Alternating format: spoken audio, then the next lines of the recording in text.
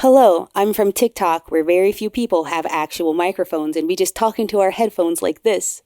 I happen to see this Reddit comment, and it's just such a fantastic breakdown of the unrealistic expectations that people have while going into relationships. And this is framed around unrealistic expectations that women have. And that's true. But what I really want to discuss about this is how well it describes white saviorism and performative allyship. And I also want to make a note that the only reason that this is picking on women is because we live in a patriarchal society and that men are actually just as guilty of all of these things as women are. But it's easier to point out in women because patriarchy and the way that men do things is the norm. And that's not just something that we're taught to not think of because it's the default, but it's also something that when questioned, we push against and say, well, that's just the way things are, or that's the way they're supposed to be. So we're going to break this down and take a look at unrealistic expectations in relationships, in human relationships. It doesn't have to be a romantic one, but of course, specifically, we're going to unpack some like heteronormative dating things as they apply to this infographic and anti-racism work and like performative allyship, not just with white saviors, but also being like an ally to the trans community or another community of color or disabled people, or just insert your marginalization here. Step 1 on how to have a really bad time because you entered into a relationship with unrealistic expectations. First one is wanting to feel like you are a significant reason for that person's development. Now, I said the list was about women originally, so we see that with women with the "I'm gonna fix him" trope. We all know what it is. Doesn't need much room for discussion. But we also need to remember that men do this too. And the reason why it's less obvious is because patriarchal society is set up where men have a gender role which dictates they're supposed to be caring for women and therefore helping their development. You see, men also go into relationships with this expectation that they will help a woman develop. And a lot of times under patriarchy, what that looks like is developing this woman into your wife. A lot of this turns into your wife not developing for her own character, but developing into an object that is a fixture of your life. Okay? Oh, and I'm supposed to be talking about white saviors.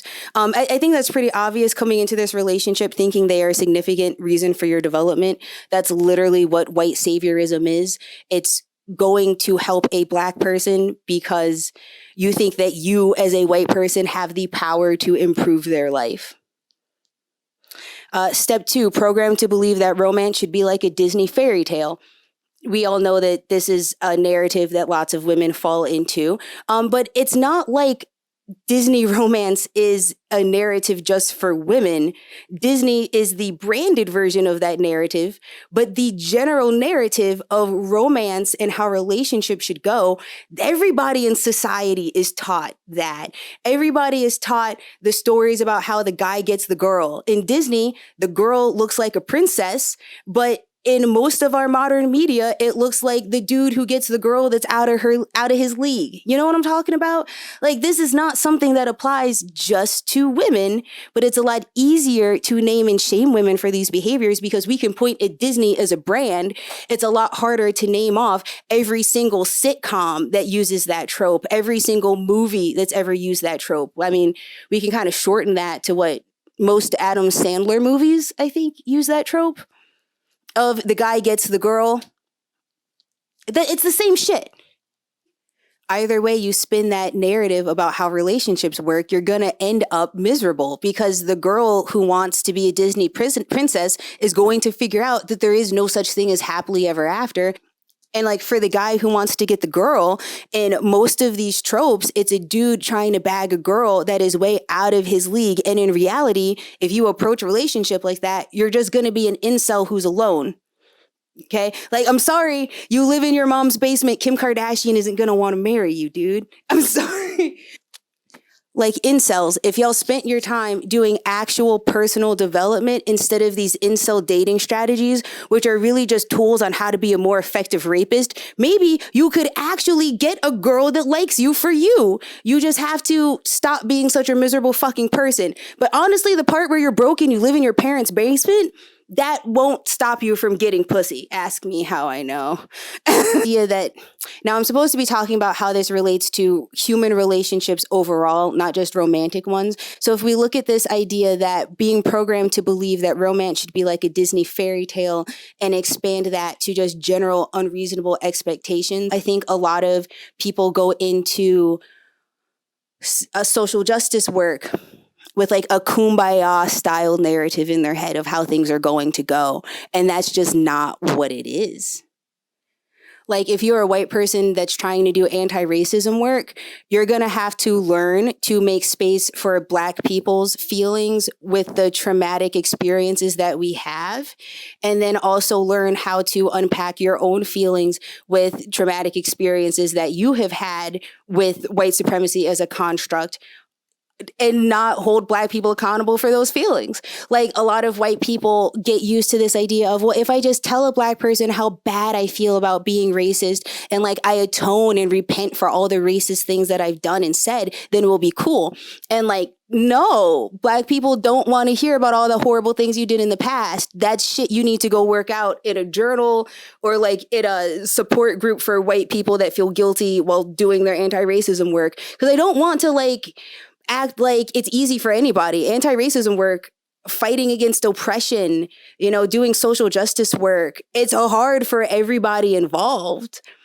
And we have to have reasonable expectations about what you are going to do with those big feelings when you experience them, because it's not going to look like a happy hand-holding kumbaya. Number 3 in our list of unrealistic expectations around human relationships is the belief that the other person's actions are centered around you.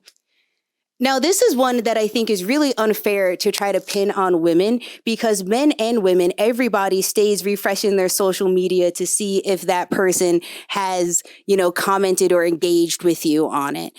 Everybody has ideas like, oh, I bet he wore that shirt because I complimented him on it, or, oh, I bet she picked this restaurant because it's where we had our first date, or yada, yada. Everybody has expectations like that in dating, where you start to project yourself into the other person's head and think that they think their life revolves around you. And usually it's a projection, because when you are infatuated with someone, you do kind of make your life revolve around them.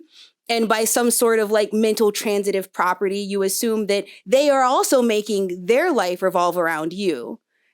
Just crazy shit that people do when they're in love. You don't need to gender that at all. And I know a lot of like the goofy, infatuated, I'm so in love stuff are things that are typically pinned on women in society, because women are allowed to be more emotionally expressive within their gender role in comparison to how men are allowed to express themselves in their gender role. But can we also go back to the fact that this is a patriarchal society? Like, we want to clown on women for getting obsessed and thinking that, you know, everything that their man does is about them, when we live in a patriarchal society where literally everything that women do is supposed to be around men. Like, that's why we have this academic term like the male gaze, which is talking about the fact that whenever women are represented in media, it is through the perspective of men and for pleasing the eyes of other men who are taking in that media. And we also look at like the male gaze within beauty standards and like how that affects women's clothing and sexualization and all this sort of stuff. So for someone to make a list saying these are the ways that women are delusional in relationships, and then you put an item on that which is actually reflective of the way that society is inherently patriarchal and women are forced to live a life according to the standards that men set, is freaking insanity. And this leads very well into why I'm talking about this in context of anti-racism work, because just like we live in a patriarchal society, we live under white hegemony, where whiteness is default and everything is meant to be for white people, by white people, and cater to white people's needs. And therefore, most white people that go into anti-racism work come with a belief that the actions of Black people are centered around them because we live in a society where they have to be, right? Like Black people are the ones that have to code switch out of the way that we talk in Black English into white English or standard American English or whatever you want to call it. There are lots of aspects of what it means to be Black that do have to revolve around whiteness just for safety and the ability for us to move through society. I also want to bring up this idea of like minstrelsy and how our society is built around the idea that Black people are supposed to be performing for white folks. Especially in context of the magical Negro as a minstrel character trope, I think that really sums up this idea that white people feel like our existence is there to entertain them and to inform them and help them be better people. That's how a lot of white people end up going into anti-racism work. So if you go into anti-racism work because you admire a Black person who speaks very eloquently and teaches you lots of things, it is very easy to latch on to this idea that that person is there just to entertain you, to perform you, that their content is made for you. And this one of my favorite content creators, Portia Noir, makes it very clear that, yeah, she's doing anti-racism work and she speaks directly to white people because of the nature of anti-racism work. But everything that she does is for Black people. It's for us to heal and for us to learn and grow, right? It's never actually centering white people, even though they are a very important part of the work that she does. And like, that's the sort of nuanced ideas that you should be having when going into relationships. Believing that somebody is going to construct everything around you and your comfort is an unreasonable expectation, whether we're talking about a romantic relationship or any sort of partnership where two people are working together for a common goal. Now we're on number 4. And at this point, the list is no longer actually listing these ideas. It's starting to create a narrative for how a relationship built on unreasonable expectations will inevitably fall apart. So we've already established that people go into a relationship with a narrative about it in their head. And that narrative includes benchmarks of how the relationship is supposed to grow and progress. And if at any point in time, the narrative about how this relationship is supposed to work doesn't meet the reality of what's actually happening in the relationship, that person's going to blame their partner. If you go into a relationship saying you're going to fix them, what do you do when that person isn't fixed? Are you going to blame yourself? Maybe. But if you didn't have the self-awareness to realize you can't fix another person, you probably don't have the self-awareness to realize that your expectations were unreasonable. So what you're going to do is get upset about the fact that your expectations have not been met, and you're going to blame that other person for failing you. This is just shit that people do. Like, it's the person who, it's the girl who dates a bad boy, and instead of helping him get clean, she ends up addicted to the same substance. But like I said, it's shit that people do. It's the man who marries the cheerleader who's like a perfect 10, and then she gets pregnant and she gets old, and he has this unreasonable expectation that she's going to be a 10 blonde bombshell her entire life. Maybe she gets breast cancer or something and loses her boobs, and now he fucking leaves her because he had an unreasonable expectation that she was going to maintain youth and beauty her entire life. Never mind the fact we put in sickness and in health in the fucking vows. But like I said, men, the whole way this list is constructed is meant to demonize women, and we don't pay attention to the way that men do the exact same thing. Don't let me get too excited bitching about men here. I gotta save up some of that energy for yelling about white people. So back to this item number 4, where they already have a narrative in their mind how the relationship will and should progress. Like, yeah, this happens all the time in anti-racism work too, where people come into this narrative of the I have a dream speech and holding hands and shit, and they're not willing to do the actual emotional labor and all of the work that goes into anti-racism work. A lot of white allies come into this thinking that they're doing it because they're already a good person. And then you may learn something while deconstructing your whiteness that makes you kind of question if you're actually a good person, or even question what it means to be a good person. Why do you have such a moralistic black and white viewpoint on the world? And that makes them uncomfortable. Nobody warns you about that shit going into anti-racism work. And sometimes, you know what, as a white person, you're going to just make mistakes and say things that are anti-black. As a black person, I still have plenty of shit that I'm unlearning where I say things that are anti-black sometimes. As a person who moves through the world as a woman, I got lots of patriarchal shit that I have to unpack, that I say misogynistic things sometimes. None of us are perfect, but people go into social justice work with this narrative about how they're a perfect person and they're going to do good things and change the world. And then someone from that marginalized identity is going to call you out on your shit. And instead of sitting with that and dealing with it, you turn around and lash back out at them. You blame them because like you came into this as a white savior thinking that black people were going to bend over backwards to shake your hand and thank you. That's the narrative that you had in your head. And then you actually get into anti-racism circles and you realize that black people are not giving you that fucking invitation to the cookout that you wanted so badly. And your little narrative of how this is supposed to work falls apart and you blame the black people. Alrighty, back to the list. So number 4 is that when you go into a relationship with unreasonable expectations, you end up having this concept of the relationship and how it's supposed to work in your head. And what happens in your head is not going to match reality, and that causes conflict. What item number 5 is saying is that when that conflict occurs, it's actually a dopamine hit for the other person. And this is something that we kind of have to unpack a bit because it works off of the assumption that people get into a relationship for the sake of progress and growth and just being a human, really sharing the reality of being a human with another person. That's what relationships are supposed to be. And therefore, when there is a conflict in that relationship, people learn from it and do better, and it makes the relationship stronger.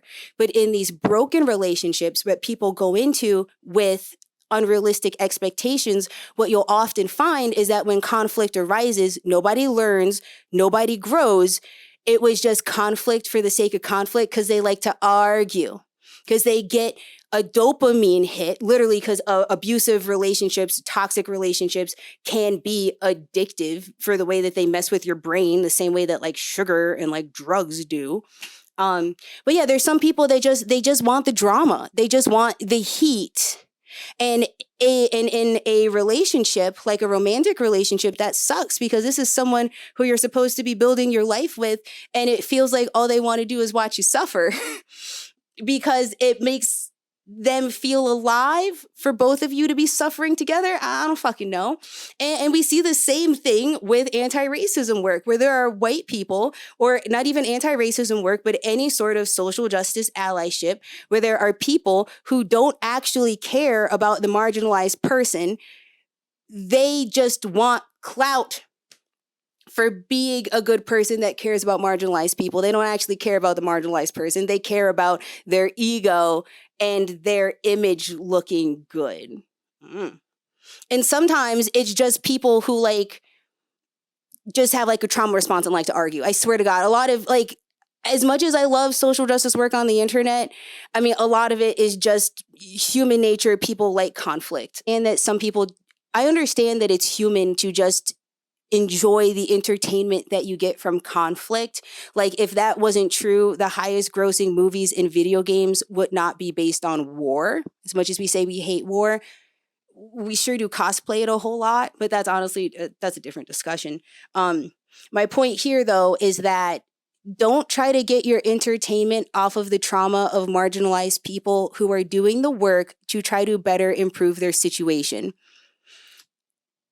If you want to get enjoyment from Black trauma, go watch 12 Years a Slave, right? Don't come into anti-racism spaces to say shit that you know is going to be hurtful to us. And then we're going to have to address it in a video. And now you get your little attention. You get your dopamine spike. You get to feel like you were a good person for asking good questions when what you actually just did is put a bunch of trauma on display when it was unnecessary.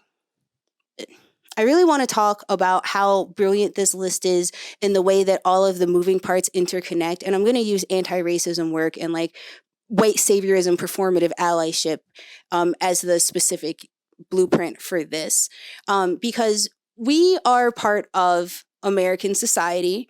American society was shaped by slavery. Like the American economy was built on cotton picked by slaves.